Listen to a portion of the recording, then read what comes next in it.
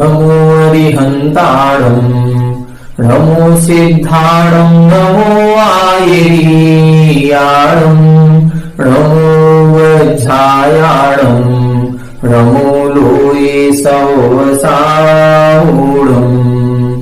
तज्जयति परम् ज्योतिः समम् समस्तैरनन्तपर्यायैः दर्पणतमेव सकला प्रतिफलति पदार्थमालिका यत्र।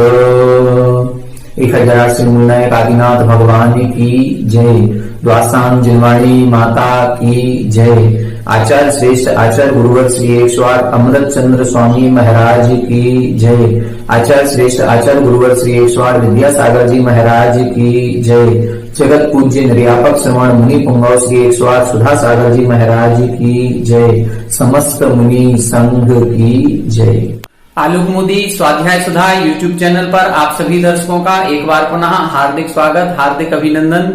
पूज्यवर आचार्य अमृत चंद्र स्वामी जी द्वारा विरचित श्री पुरुषार्थ सिद्धि उपाय ग्रंथ का हम सभी स्वाध्याय कर रहे हैं और स्वाध्याय करते हुए हम सभी ने इस ग्रंथ में श्रावक के आचरण को और मुनियों का क्या आचरण होता है, इन दोनों के आचरणों को बहुत अच्छी तरह से समझ लिया है। सर्वप्रथम आचार्य महाराज ने कहा था कि पहले हमें मुनि के आचरण का उपदेश देना चाहिए, फिर उसमें जो समर्थ नहीं होता है उसके लिए फिर गृहस्थ के अर्थात श्रावकों के आचरण का उपदेश देना चाहिए। इस ग्रंथ में इन्होंने अभी तक दोनों ही प्रकार के आचरणों का उपदेश दे दिया। पहले इन्होंने मुनि के आचरण का उपदेश दिया, लेकिन जो समर्थ नहीं थे उनके लिए बड़े विस्तार पूर्वक सूक्ष्मता से पांचों पापों का व्याख्यान करते हुए 12 व्रतों का विवेचन इन्होंने किया और 12 व्रतों की चर्या का विवेचन करने के बाद फिर इन्होंने मुनि चर्या का भी संक्षेप में विवेचन किया कि जो 12 व्रतों का पालन करने वाला श्रावक है उसका परम लक्ष्य मुनि व्रत को पालन करने का होना चाहिए। इसलिए जो भी मुनि चर्या होती है उस मुनि चर्या का भी अभ्यास 12 व्रतों के साथ साथ करते रहना चाहिए। इस हेतु इन्होंने मुनियों के जो आचरण होते हैं, जैसे 6 आवश्यकों का पालन होना, 5 समितियां क्या होती हैं, 3 गुप्तियों का पालन कैसे होता है, 10 धर्म क्या कहलाते हैं, 12 अनुप्रेक्षाओं का चिंतन कैसे किया जाता है, 22 परिसहों को कैसे सहन किया जाता है, इत्यादि प्रकार से जो मुनियों का बृहद आचरण था उस बृहद आचरण का वर्णन इधर इन्होंने कर दिया। अब आज की कक्षा में हम जो 2 श्लोक पढ़ेंगे उन 2 श्लोकों में आचार्य महाराज ये कह रहे हैं कि दोनों प्रकार का आचरण चर्या का वर्णन करने के उपरांत जो गृहस्थ श्रावक शीघ्र ही मोक्ष पद की प्राप्ति करना चाहता है, कर्मों से छूटना चाहता है, शाश्वत सुख की प्राप्ति करना चाहता है, उसके द्वारा प्रति समय निरंतर ही श्रावक धर्म का अर्थात श्रावक चर्या का पालन करते रहना चाहिए। और जब जैसे ही उसका वैराग्य दृढ़ हो जाए, उसकी अनुकूलता बन जाए, अर्थात सच्चे देवशास्त्र गुरु का सानिध्य उसको मिल जाता है, कहीं कोई अच्छे आचार्य उनको मिल जाते हैं, तो उन आचार्य महाराज की सन्निधि में जाकर के फिर मुनि व्रतों को ग्रहण कर लेना चाहिए। अर्थात केवल गृहस्थ के व्रतों को ग्रहण करके मात्र गृहस्थ के ही आचरण करते हुए समाधि पूर्वक मरण नहीं करना चाहिए, बल्कि उसको गृहस्थ में रहते हुए पहले गृहस्थ धर्म की चर्या का पालन करे, फिर मुनि धर्म की चर्या का अभ्यास करते हुए किसी अच्छे आचार्य का इंतजार करना चाहिए और जैसे ही अच्छे आचार्य का सानिध्य प्राप्त हो जाता है तुरंत ही उनके सन्निधि में उनके चरणों में अपना निवेदन प्रस्तुत करके मुनि दीक्षा ग्रहण कर लेनी चाहिए। इस प्रकार के ये 2 श्लोक आज की कक्षा में हम पढ़ेंगे। आइए सर्वप्रथम पहले श्लोक का अपन उच्चारण करते हैं, फिर इसका अपन अर्थ समझने का प्रयास करेंगे। इति रत्नत्रयमेतत्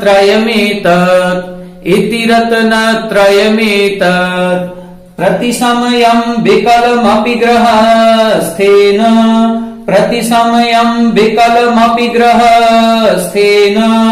परिपालनीयमनिशम् निरत्ययां मुक्तिमभिलषिता इति रत्नत्रयमेतत् प्रतिसमयं विकलमपि ग्रहस्थेन परिपालनीयमनिशम् निरत्ययाम् मुक्तिमभिलषिता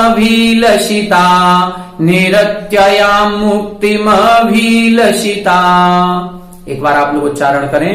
इति रत्नत्रयमेतत् प्रतिसमयम् विकलमपि गृहस्थेन परिपालनीयमनिशम् निरत्ययाम् मुक्तिमभिलषिता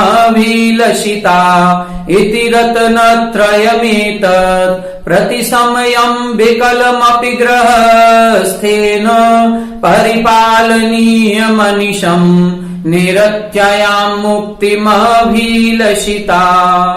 देखें यहां पर बता रहे हैं इति एतत् रत्नत्रयम्, कैसा? विकलम अपि। यहां बता रहे हैं इति का मतलब होता है इस प्रकार से।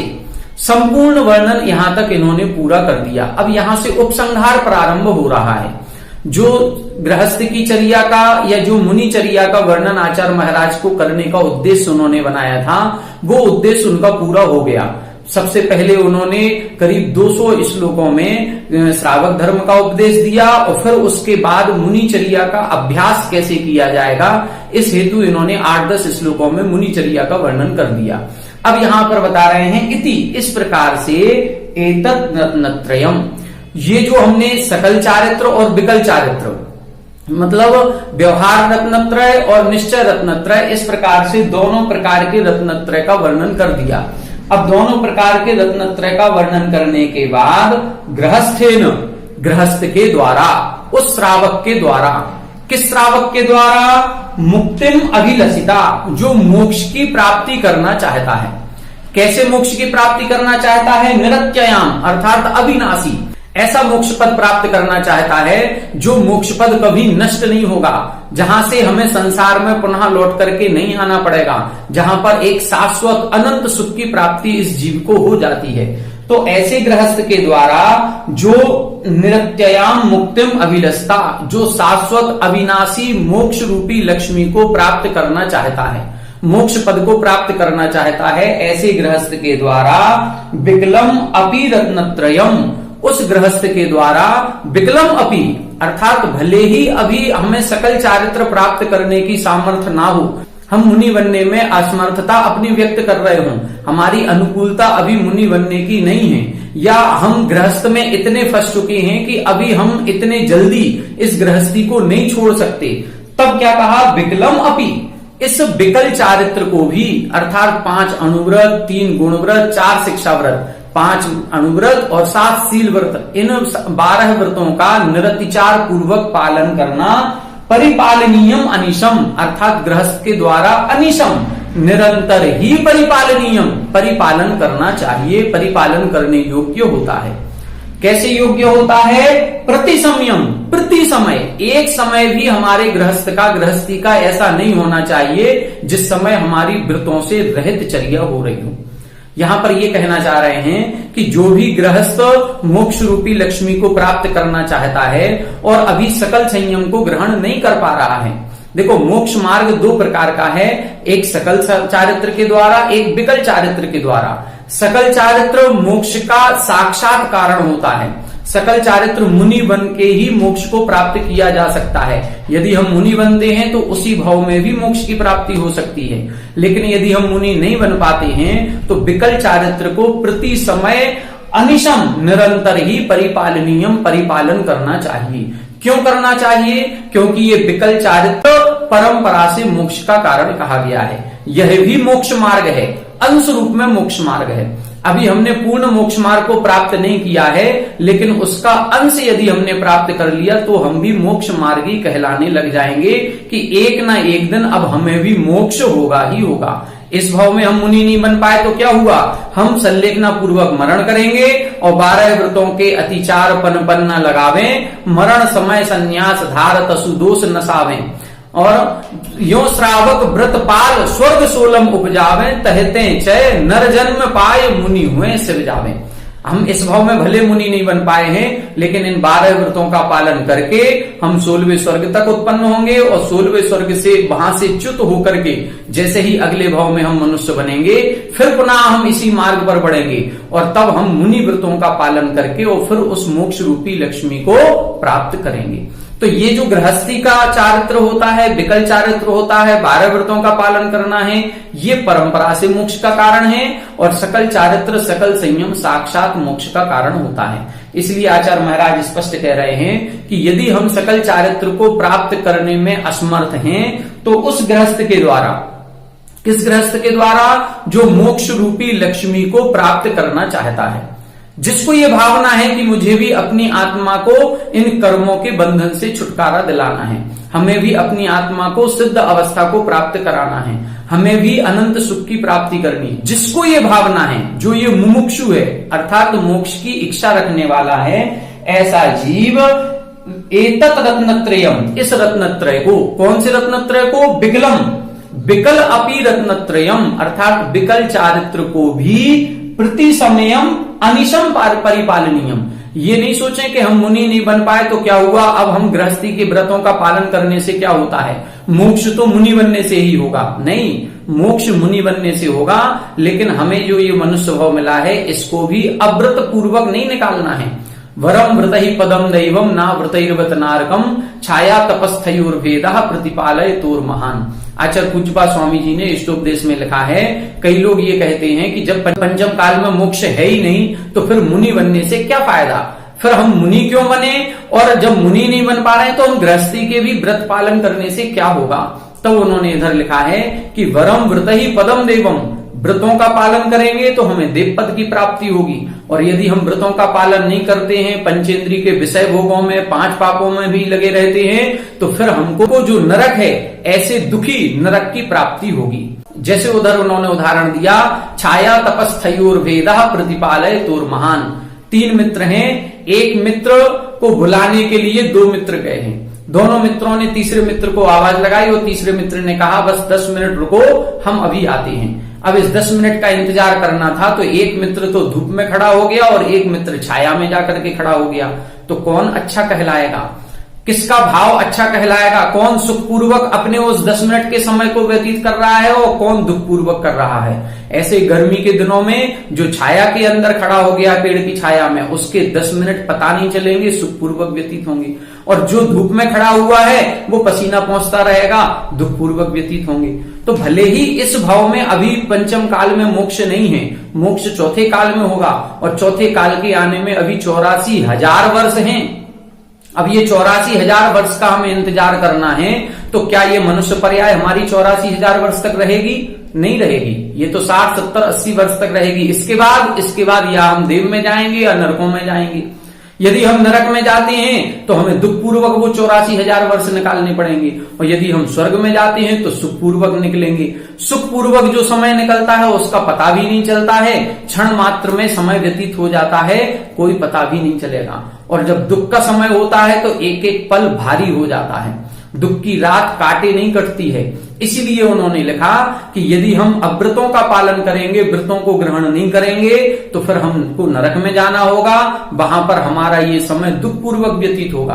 तो व्रतों के द्वारा देव पद को प्राप्त करना ये सुख का साधन है, ये व्रत वो ही हैं। आगे इस श्लोक में फिर उन्होंने लिखा कि ऐसा ना हो कि आप लोग ये समझ लें कि व्रतों के द्वारा स्वर्ग मिलता है तो स्वर्ग प्राप्ति के लिए हम व्रतों का पालन करें।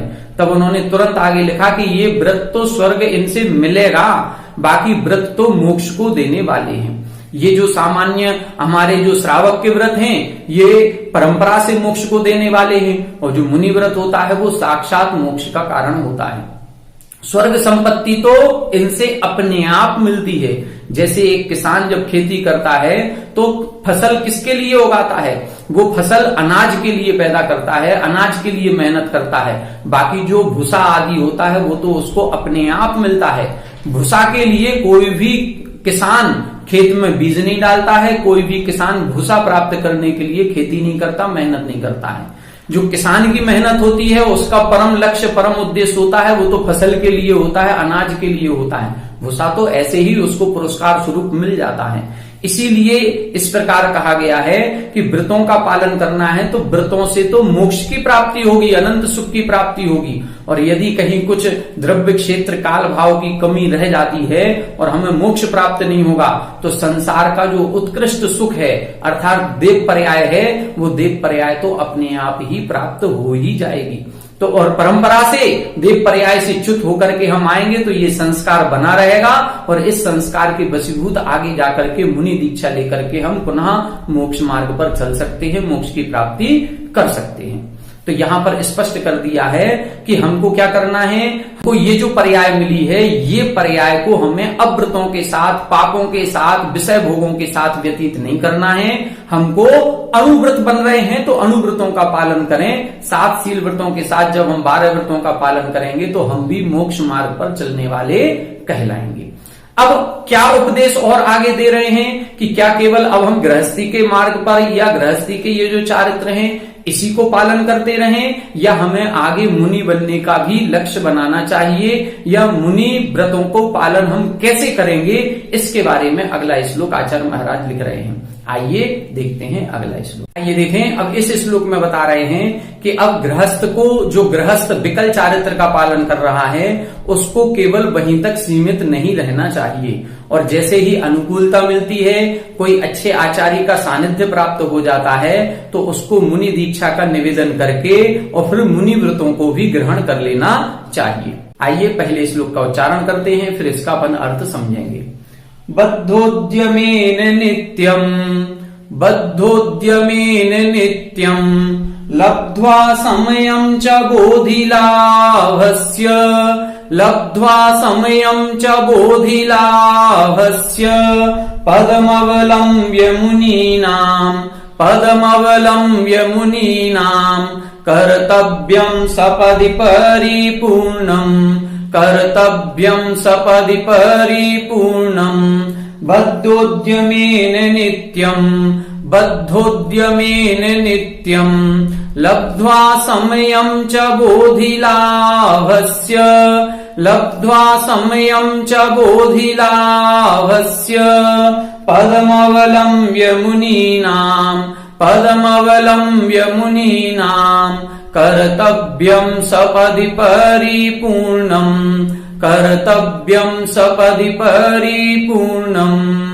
एक बार आप लोग उच्चारण करें। बद्धोद्यमेन नित्यं लब्ध्वा समयं च बोधिलाभस्य पदमवलम्ब्य मुनीनां कर्तव्यं सपदि परिपूर्णं।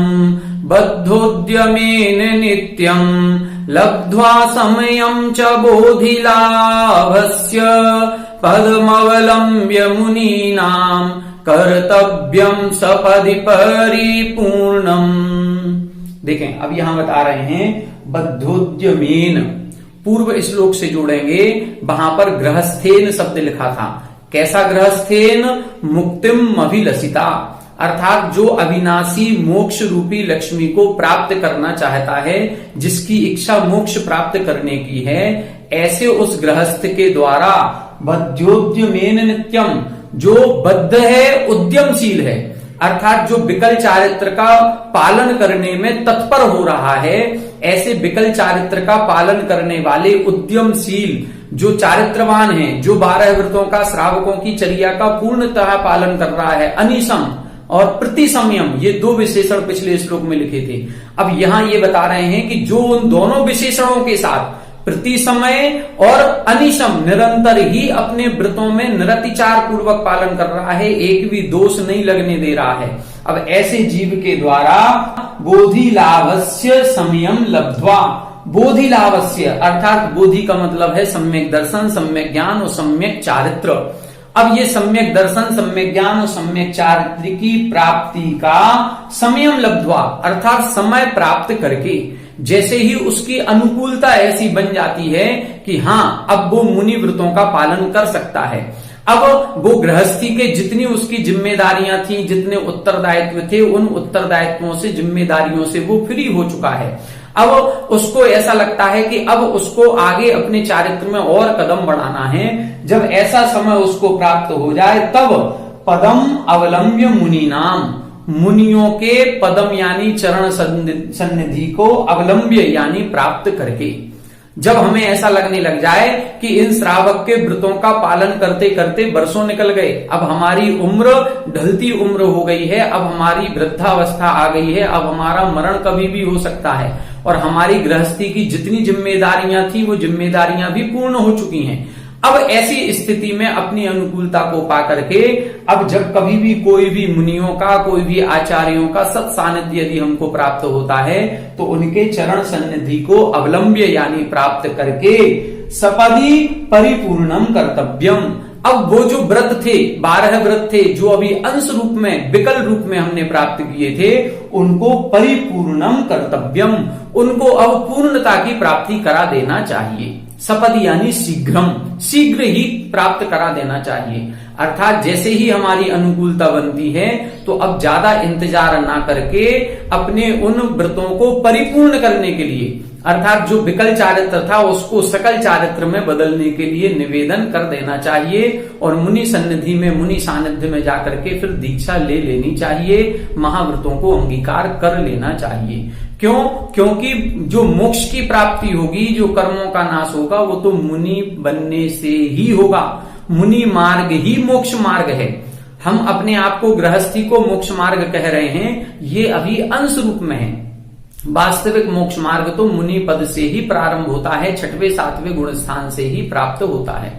तो जो 6वें 7वें गुण स्थान वाले मुनिराज हैं, वहीं से सम्यक दर्शन, सम्यक ज्ञान और सम्यक चारित्र की एकता होती है और जहां पर इन तीनों की एकता है वहीं से मोक्ष मार्ग प्रारंभ होता है।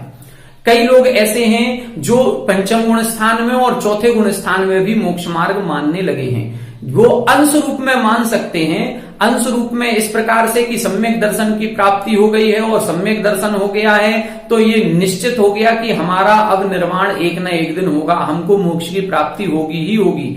तो हम जो 3 रत्नत्रय थे, 3 में से यदि हमने सम्यक दर्शन, सम्यक ज्ञान प्राप्त कर लिया है तो हमारा अब मोक्ष जाना निश्चित हो गया। इस दृष्टि से हम ये कह सकते हैं कि हम मोक्ष मार्ग पर चलने वाले हो गए हैं। लेकिन वास्तविकता देखी जाए तो मोक्ष मार्ग चारित्र की परिपूर्णता से ही प्रारंभ होता है। चारित्र के आचार्यों ने 3 भेद किए, एक औपसमिक चारित्र, एक छायक चारित्र और एक क्षायोपसमिक चारित्र। औपसमिक चारित्र के गुण स्थान 8वां, 9वां, 10वां और 11वां, ये 4 गुण स्थान होते हैं। परिपूर्णता 11वें गुण स्थान में मानी जाती है। छायक चारित्र के गुण स्थान 8वां, 9वां, 10वां और परिपूर्णता 12वें गुण स्थान में होती है। क्षायोपसमिक चारित्र 6वें और 7वें गुण स्थान में होता है। अब बताइए, केवल 3 प्रकार का चारित्र है और तीनों प्रकार का चारित्र 6वें गुण स्थान से नीचे नहीं है। ना तो औपसमिक चारित्र 6वें से नीचे है, ना छायक चारित्र 6वें से नीचे है और ना क्षायोपसमिक चारित्र 6वें से नीचे है। जब 5वें और 4थे गुण स्थान में किसी भी प्रकार का चारित्र नहीं है तो फिर हम उसको मोक्ष मार्गी कैसे कहें?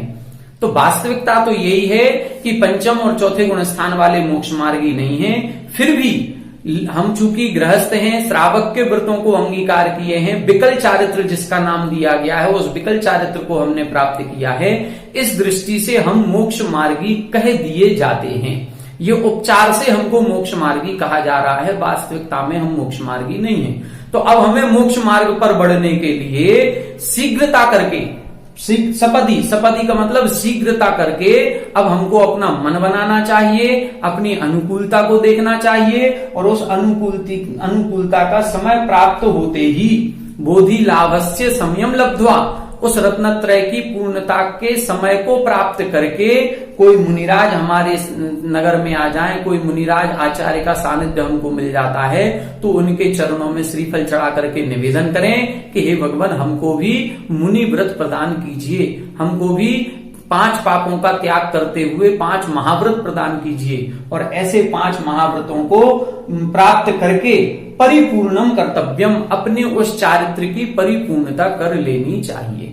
तो यहां पर ये इन्होंने उपदेश दिया कि पहले तो ये उपदेश दिया कि जब आप मुनि बनने में समर्थ नहीं हैं तो गृहस्थों के आचरण को अपनाइए, लेकिन जब गृहस्थों के आचरण को अपनाते हुए अब धीरे धीरे जाकर के जब आपकी अनुकूलता बनने लग जाए तब केवल गृहस्थ के आचरण में न रमे रहें, बल्कि एक अच्छे आचार्य, अच्छे मुनिराज के पास पहुंच करके महाव्रतों को अंगीकार करते हुए अपने उन व्रतों की परिपूर्णता कर लेनी चाहिए। इस प्रकार से हम सभी अपने व्रतों में परिपूर्ण हों, ये भावना हमारी जीवन भर होनी चाहिए। और जब तक हम इन व्रतों को परिपूर्ण नहीं कर पा रहे हैं, तब तक प्रति समय एक भी समय हमारा अव्रतों के साथ नहीं निकलना चाहिए, अर्थात 12 व्रतों को तो अंगीकार समय रहते रहते कर ही लेना चाहिए और इनका निरतिचार पूर्वक पालन करें। भावना रखें कि हमें मुनि शीघ्राति शीघ्र बनना है, मुनि बन करके ही महाव्रतों के साथ ही हमको मरण करना है। ऐसी भावना बनाते हुए अपने अंत समय के लिए तैयारी अपनी पूर्ण रूप से करनी चाहिए। इस प्रकार से आज के 2 श्लोकों में हमने मुनि बनने की प्रेरणा को समझा। आचार्य महाराज शीघ्र ही मुनि व्रतों को अंगीकार करने का उपदेश दे रहे हैं। अब आगे के श्लोकों में हम देखेंगे कि जो मुनि व्रत, महाव्रत आदि होते हैं, जितने भी ये व्रत हैं, ये व्रतों से कर्म बंध नहीं होता है, बल्कि कर्मों से हम छूटते हैं। तो कर्मों से कैसे छूटते हैं, कर्म बंध मुनियों को या व्रती जीव को क्यों नहीं होता है, इसका विशेष वर्णन आगे के श्लोकों में आएगा।